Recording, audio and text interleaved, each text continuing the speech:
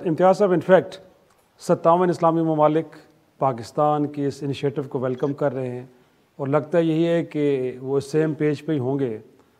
कितना उम्मीद आपको है कि उसके बाद अमरीकी रवैये में एक बदलाव आएगा, इनकाउंट्स मुंजमद, बाकी चीज़ें नहीं हो रही जैसे कि होनी चाहिए और चीज़ें अब आगे बेहतर होना शुरू हो जाएंगी? आपका देखिए, अल्लाह करे कि OIC के ज़रिए कोई हल निकले, लेकिन OIC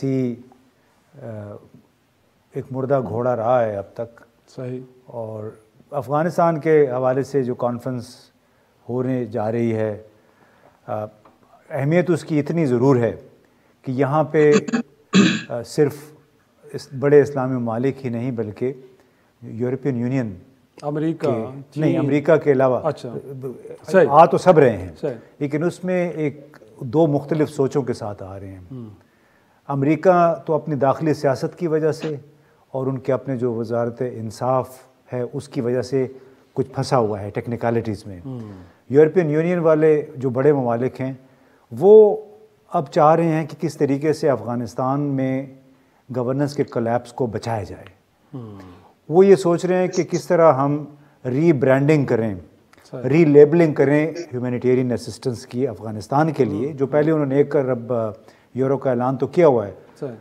दूसरा, उसके साथ वो चाह रहे हैं कि उसी को आप सेहत और तालीम के जो शोबे बिल्कुल इस वक्त जमूत का शिकार हैं, आवाम मुश्किलात से दो चार हैं, उसको हेल्प किया जाए।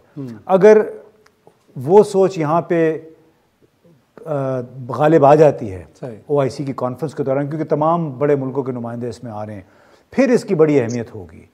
और अलबत्ता उसकी बुनियादी एक शर्त है, काबुल को आप देखें तो वहाँ पे इस वक्त जहालत का और तकब्बुर और गुरूर का दौर है। अच्छा, वो अभी भी समझ रहे हैं कि हमने सबसे बड़ी कुव्वत सुपर पावर को शिकस्त दे दी, जबकि उसी सुपर पावर जो मफतू है, यानी जिसको उन्होंने शिकस्त दी, उसके मोहताज हैं माली इमदाद के लिए। ठीक है, तो अब असल मसला ये वहाँ पे है। और सिर्फ अमेरिका नहीं, यूरोपीय यूनियन की भी बुनियादी ख्वाहिश वो ये है कि आप अपना कुछ दिखाए तो सही, कि सिंबॉलिकली कर लें, आप ख़वातीन को शामिल करें। आपको लगता है कि वो जो एक एरोगेंस है काबुल के अंदर और वो जो एक अमेरिका के बारे में तज़हीक़ में रवैये हैं, उसके अंदर कुछ अब सुना जाएगा? यहाँ से अगर ये एक बात होती है तो फिर काबुल में इसको सीरियसली सुना जाएगा? आप देखिए, मुझे ये बताएं कि जब तालिबान हुकूमत या उसके कुछ अहलकार काबुल में अमरीकी सिफारत खाने से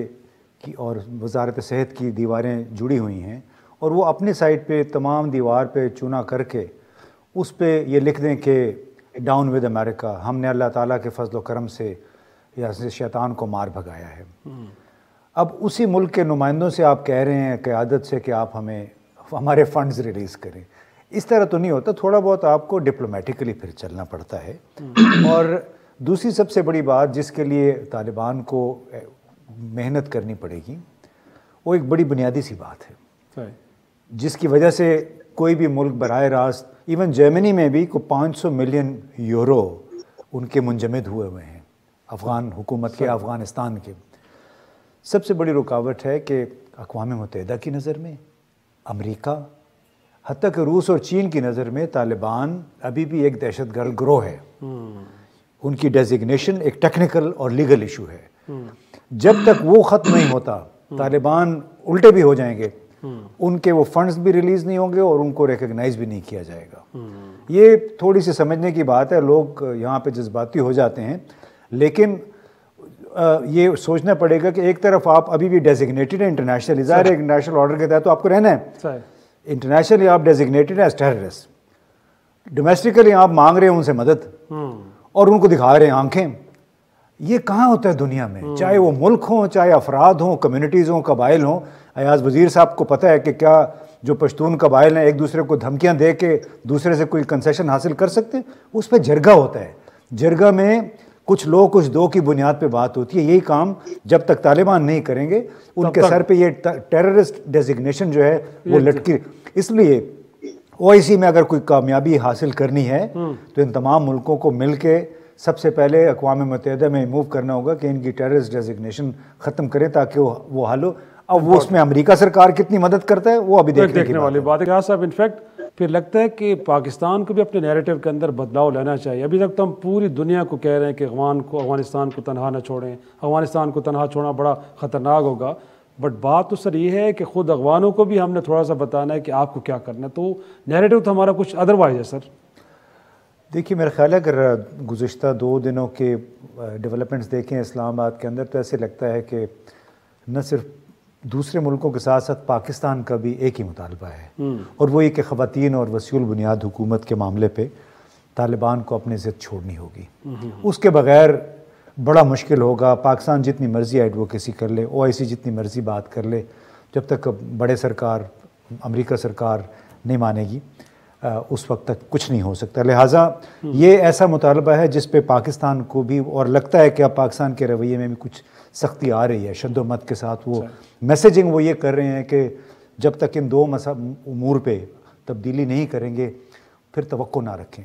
दूसरी बात यह है कि फौरी हल क्या है। क्राइसिस वहाँ पे मौजूद है, इन्हें बहरान आया हुआ है, तो उसके लिए एक तजवीज़ ये भी है, हो सकता है कि OIC कॉन्फ्रेंस में भी ये आ जाए कि जब तक आप उस हुकूमत को तस्लीम नहीं करते, आप बाकायदा तौर पे कुछ नहीं कर सकते। लिहाजा हमें 1 से 2 साल के लिए कुछ आर्जी इंतज़ामात करने होंगे, ख़वातीन के लिए, सेहत, खुराक और निज़ाम अदल के लिए, तालीम के लिए भी, कि ताकि उनकी तनख्वाहें जितने भी हेल्थ वर्कर्स हैं वो जारी हो जाएं। वहाँ आप उसको फंक्शनल तो करें ना। दूसरी बात यह है कि उनकी बैंकिंग चैनल कम अज़ कम खुल जाएं। फंड्स जो 9.5 अरब डॉलर हैं वो रिलीज़ हो ना हो। इस वक्त 60% अफगानिस्तान की बैंकिंग बिल्कुल चौक हुई है, तो कम अज़ कम वो फंडिंग बैंकों की, उनकी जो सलाहियत है दोबारा हुकूमत की और अफगान ट्रेडर्स की, कि वो डील कर सके दूसरे मुल्कों के साथ, फिर कोई दरामद और बरामद का कारोबार शुरू हो सकेगा। और उसकी बुनियादी उसका फ़ायदा क्या होगा? अगर ये नहीं होता, बेरोज़गारी में इजाफा होगा, अशय खुराक और ज़रूरी जो अशाएँ उसकी किल्लत पैदा होगी, मुलाजमीन जो हैं 10 लाख से ज़्यादा अफ़गान रियासत के, उनकी ज़िंदगी अजीरन हो जाएगी। लिहाजा बड़ा ज़रूरी होगा कि पाकिस्तान ऐसा पुश करे कि कोई आर्जी नौयत के 2 साल के लिए ऐसे इंतजामात किए जाएँ कि उसमें हुकूमत को तस्लीम ना करने या ना करने का मसला चलते रहे। बिल्कुल। हर पीर से जुमा अपने फेवरेट शो न्यूज़ आई को YouTube पर देखने के लिए डॉन न्यूज़ के ऑफिशियल YouTube चैनल पर आइए, उसको सब्सक्राइब कीजिए और बेल आइकन को प्रेस कीजिए।